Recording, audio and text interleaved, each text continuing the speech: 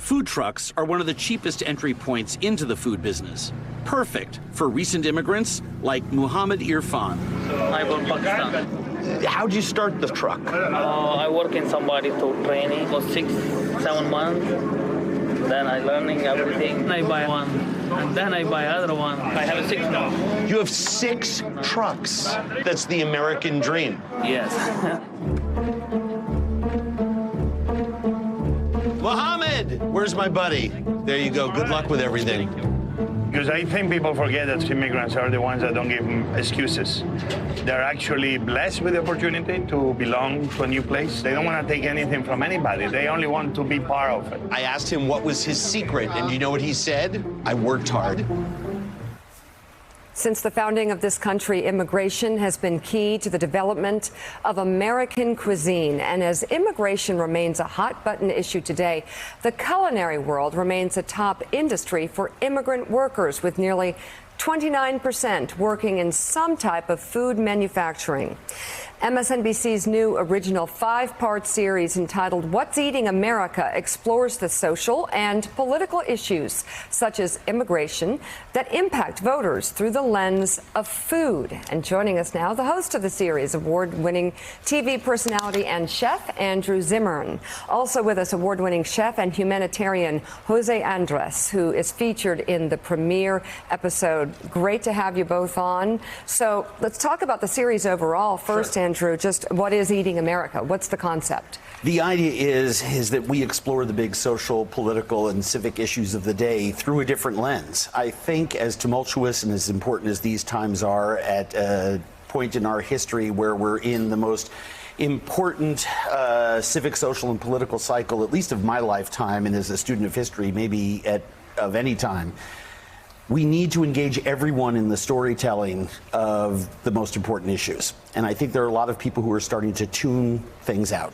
Mm-hmm. And I think if we can start to tell stories through a way that people can relate to, all people, and impact them through something that they touch every single day in terms of food, why not do that? And as we started to explore the different topics that we cover, addiction, immigration, climate change, we realized that we could do some amazing storytelling here. And immigration is a huge one, 29% in manufacturing, but over half of the total food system. If you take away immigrant, migrant, and visaed workers and the undocumented, our food system shuts down 100%. That's going to affect every person. And while they may tune out Department of Justice, IG issues, and who gets to say what in front of Congress, and why someone hasn't dropped a subpoena on someone and they haven't appeared, I think they are going to start to get concerned when their bagel in the morning costs $10 or that bagel isn't there. Oh, yeah. So, Jose, in this first episode, Who's Feeding America? You're in the episode, obviously, as it rolls out this weekend on MSNBC.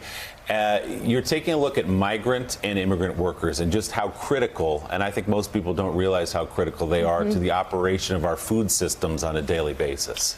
Listen, Andrew has done an amazing job telling this story, and I'm so proud I've been next to him telling it.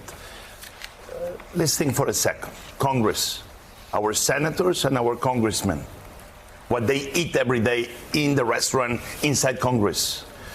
When you follow up that food all the way to the farm, you will see that those 11 million undocumented, those dreamers, are the ones that are bringing those foods to their tables, to your table, to my table.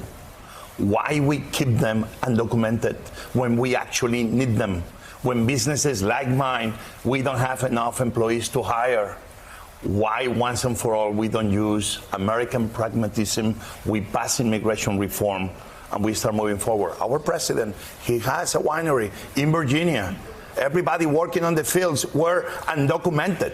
He's a business person. Now he's the president. Yes, President Trump, you should be passing immigration reform because you are actually using those undocumented. Congress, the president, everybody, Republicans and Democrats, once and for all, they need to make right what's wrong.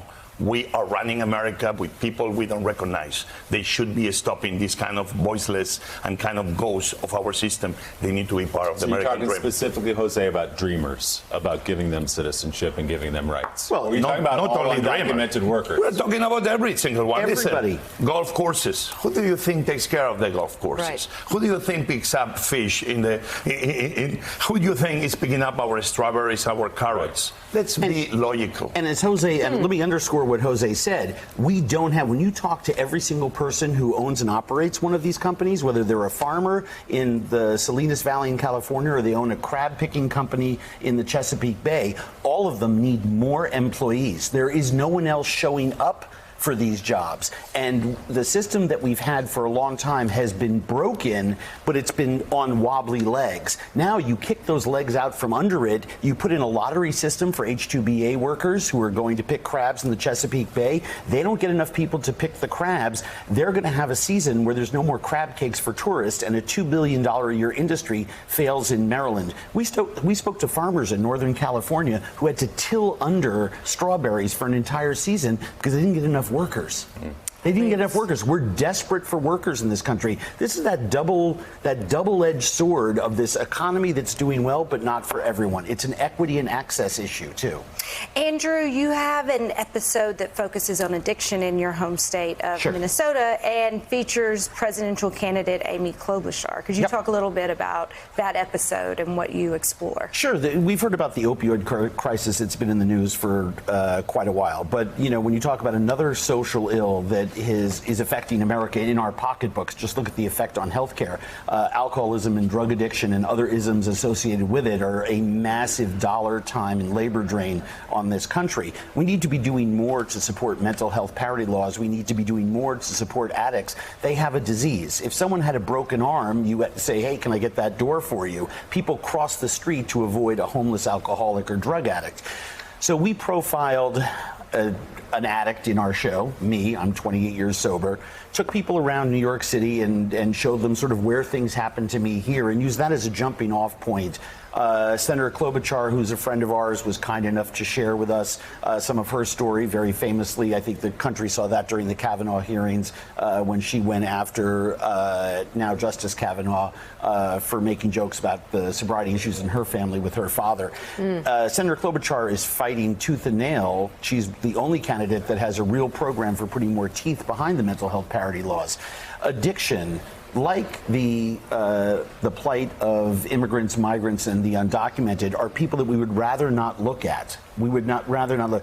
Today, the big, equity and access is something that we're talking about in so many areas of this country, but we're keeping so many people marginalized. And the late Senator Paul Wellstone said it best. We all win when we all win. And if we don't do something for those people who are marginalized, I think we're failing as a country. So I'm not sure, just in terms of political issues and impacting our food.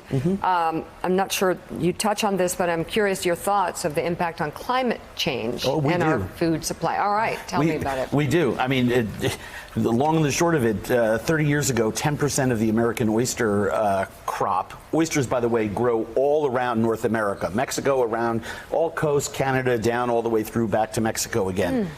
10% of the oysters in North America came from Apalachicola Bay. Over the last 10 years, the number is zero, because the rainfall has changed. So there's less fresh water in Apalachicola Bay. More saltiness in the water means predators come in, oyster crop wiped out. And the government has sold the town of Apalachicola a false bill of goods, telling everyone there, by the way, a town that for the most part is boarded up, which is very sad, huge tourism, the nicest people in the whole world, Americans who we are failing, and we're telling them it's because of the BP oil crisis. We're telling them it's because people in Atlanta are watering their lawns too much. No, it's climate crisis. The rain has changed, and we then go follow the rain north to Minnesota, where too much rain is preventing soybeans and corn from getting to the fields. It's hurting the apple farmers in our state. The climate crisis in America is real, and this is a great example of why our show is so important. So many people, when they hear the word climate crisis, they're listening to a scientist on TV or a meteorologist, and they're carrying a great message, but people tune that out. How about if you tell them that coffee beans in 25 years aren't going to be around, cacao for chocolate isn't going to be around, wild salmon isn't going to be around, apples from the Midwest aren't going to be around, soybean and corn prices are going to rise, there's no more American oyster beds. Start telling people that. The price of lobster came down the last 5 years because herds of lobster in the water have been moving north seeking colder water. That price is now at its an all-time low, I think, a year ago because they were off the coast of Maine. Yep. In another 2 years, they're off the coast of Canada. Wow. And no coffee. You just got my no. No, it's- I don't. I think people think you're being extreme. But Absolutely not. This is science. This is our reality, and like the is our immigrants, reality. like the issues that Jose are out there all the time fighting for. It's just trying to get this story in front of people. And What's Eating America, I think, is yet another way to do that, and hopefully people will like it and digest it that way, no pun intended. It's not about being extreme, it's about being pragmatic. To have a president that actually I don't think is the best friend of the environment, just to announce that he's committed to plant 3 trillion trees. I don't know if he's going to do that, but just to hear those words from President Trump, you know that Houston, we have a problem. We need all to be making sure that we fix it. And I think on his show, this is a problem that we can find a solution through many our ways. show. Food is one of those ways that can be a solution, and Andrew is showing that possibility. You guys, this is great.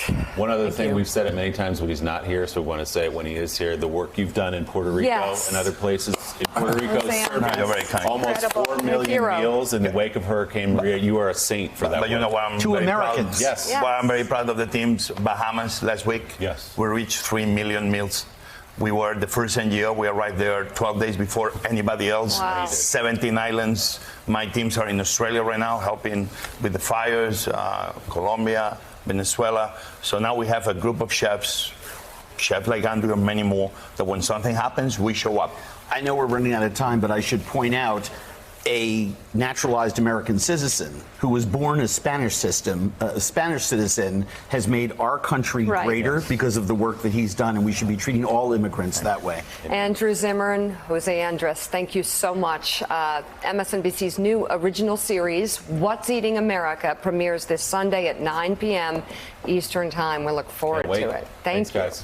Thanks for checking out MSNBC on YouTube, and make sure you subscribe to stay up to date on the day's biggest stories. And you can click on any of the videos around us to watch more from Morning Joe and MSNBC. Thanks so much for watching.